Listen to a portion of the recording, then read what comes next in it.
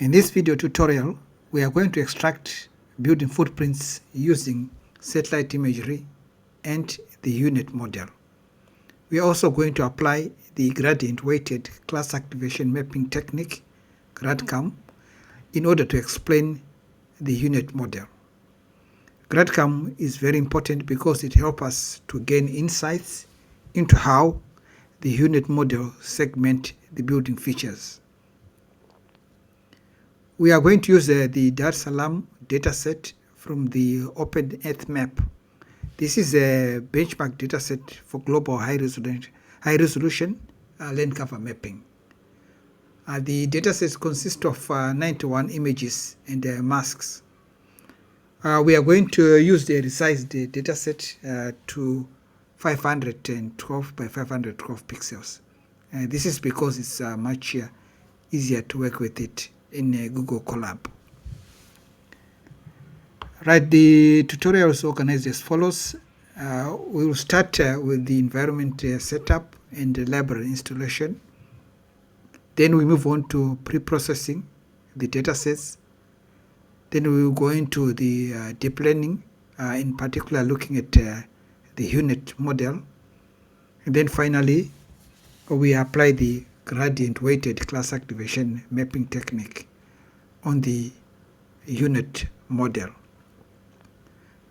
Please take note, this is the same format that I used in the previous video that focused on mapping flooded areas.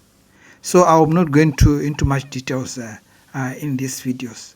For those who are interested in the technical part of the unit model, please watch the previous video. I'm going to leave the link in the description below. So before you get started, please make sure that you are connected to the GPU. So you go to change runtime, and then here make sure that you have the T4 GPU selected, and then you are good to go.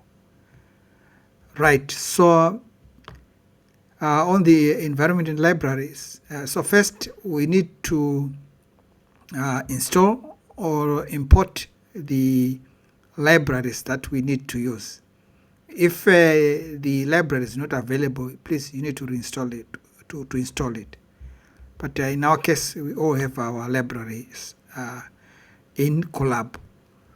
And then after that, you set up the environment. So this is whereby you make sure that you are connected to your Google Drive. Okay, so you need to mount Google Drive so that Colab has access to your dataset. After that, you just link. You just go to. You just make sure that your working directory is connected to your Google Drive. So this is the code to do that. Right after finishing setting up your working environment, next thing is to sort the data sets. So this is very important because we want to make sure that the images and the masks, they are aligned. Okay, so this is quite important. And then next we are going to convert the training images and masks to NumPy arrays so that they're in the format that the unit model accepts.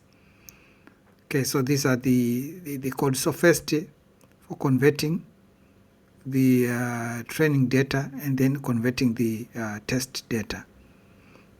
So after that, you are going to simply plot a sample test data set and also the sample mask so that everything's okay. So if this is corresponding, you know that we don't have any problem. Okay. Right, next we just check if everything's fine. So here we have a training dataset consisting of 71 images and then 71 masks. Okay, so the images there 512 by 512, and they have 3 bands. And then the mask is only in grayscale. Okay, and then we have 20 images for testing. Okay, so this image is 512 by 512 pixels, and then they have 3 bands. And then we also have masks, corresponding masks, with the same dimensions and in grayscale. Okay, so the grayscale here is just showing 1 for building and 0 for non-buildings. Right, because this is quite a small data set, only 91 images. So we are going to do a data augmentation so that we increase the number of the training data set. So as I explained in the previous video, we are just going to use the TensorFlow Keras library. In particular, we are using the image data generator just by performing operations such as rotation or shearing, so that we get more images. So if we run this function, we are going to generate the more training images that we need to use for the model. And then next year we are going to define the unit model. And as I explained last time, the unit here, it consists of the encoder and decoder parts. So for the encoder, for our case here, it has got 4 blocks. Okay, the 4 blocks, which is the convolutional layer, here with the dropout layer and max pooling. So these are the 4 drops that we have defined. Okay, and then we also have the decoder consisting of 3 blocks. Okay, we have the convolutional transpose, and then we do the concatenation, and then we have the dropout. And then finally, we have our final layer, which we have defined here, and the activation is sigmoid. And when we compile the model, we are going to use the Adam optimizer, and for our loss function, we have the binary cross entropy, and the matrix we are going to measure here is just accuracy. Right, so this is the summary of the model, so just showing the model structure. And next we can also plot the model. If you want to display how the model structure is, we can plot it. So this is the function of plotting the model structure. So showing the input layer here, which consists of the 3 bands, and the 3 bands we have the dimensions of 512 by 512, and then we go to the convolutional layers, showing also the other structures like the dropout, the max pooling, and so forth. So this is the whole structure of the model. Right. So next, again, we are going to set up the eddy stopper and the reduce LR on plateau.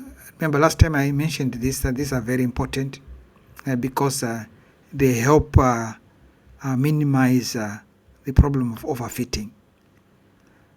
Right, in this model, we are going to run it into, we are going to have 100 epochs that are going to be run in batches of 10. Okay, this because this is quite a small model and the data set is quite small, so it's not going to take much time. Right after that, we can plot the model performance. First, analyzing the loss. So we are just comparing the training and then the test data set. And as you can see, model performance is quite good. There's a little difference between the training and the test data set. And then these are the metrics, the loss metrics, and the accuracy metrics. So accuracy is quite high, 83, and for the training data, and 0.37 for the loss.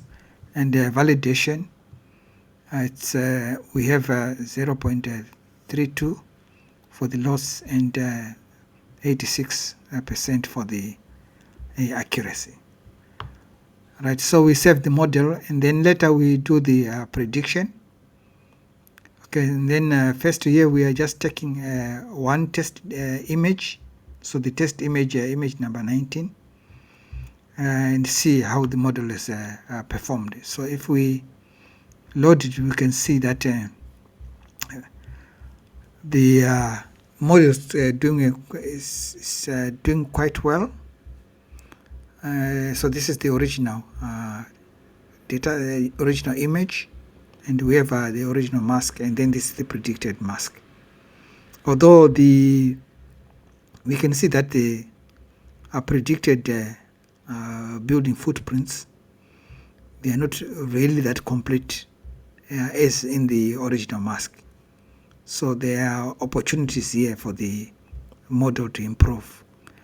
This is probably because we have resized the image, or the image was originally 1024 by 1024, but now for efficiency sake, because we are running Colab, I have reduced it for 512 by 512 pixels.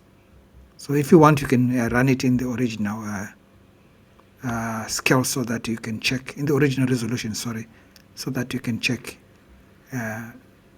the improvements. Okay, so next year we are going to use the Grad-CAM in order to understand how the model is performed. So this is very important. As we said last in the previous video on flood mapping, it is important that we analyze the intermediate layers. Okay, and in this case we are first going to inspect all the layers, and then we are going to select the final layer, which is much closer to the final segmentation result. So these are the layers in the model, and we are going to select either these layers, Conv 2D 10 and Conv 2D 11. So these are last convolutional layers. Right, so first we are just going to prepare the function for applying the Grad-CAM method, and we need to make sure that we load the unit model. So this is our unit model that we've loaded, and then the function is going to take the model.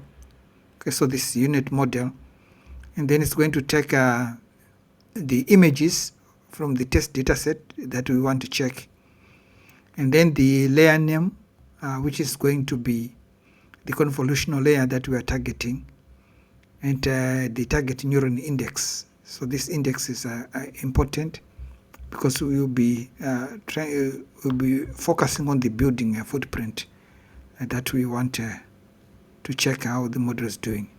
And as I mentioned last time, we can also specify the color map that we are going to use, and also we can display the different results. In this case, we would want to display the gradient heat map and also overlay it on the original image, so that we can check performance of the model. Right, so if we run this code, we are going to display the results. So these are the results. So we have the original image, we have the heat map, the Grad-CAM heat map, and the overlay of the Grad-CAM over the original image, so that we can check how it is doing on the mapping of the building footprint. So as you can see here, we can actually see some very interesting results. For example, we can see where we have like these unique colors, like very pronounced colors, or some particular rooftops. We have a very clear signal here showing that the unit model is doing very good work. Okay, so if you check this kind of the colors, it looks like the unit is picking on these areas. You can check again. This is again the same pattern. Right. So in those rooftops, which sometimes appear like the road or the background, so the unit model seems to be having problems. Look, distinguishing between the rooftop and the road features. Okay, you can see this particular building. Okay, it's not completely captured. Okay, and let's look for another example. Let's take this area, for example. We can also see the discrepancy. The model is not doing some good work here, getting this building. Right. So there are some issues here that we are picking. Okay, let's go to the second image. And the second image again, it shows clearly like this blue roof is picked very well. Compare to the other building footprints. Okay, there's some areas where it is not really capturing the building footprint completely. Okay, so this is quite interesting. And if we go to the final image, we see the same pattern again, where we have some areas with complete capturing of the building footprint, and in some areas there's a problem.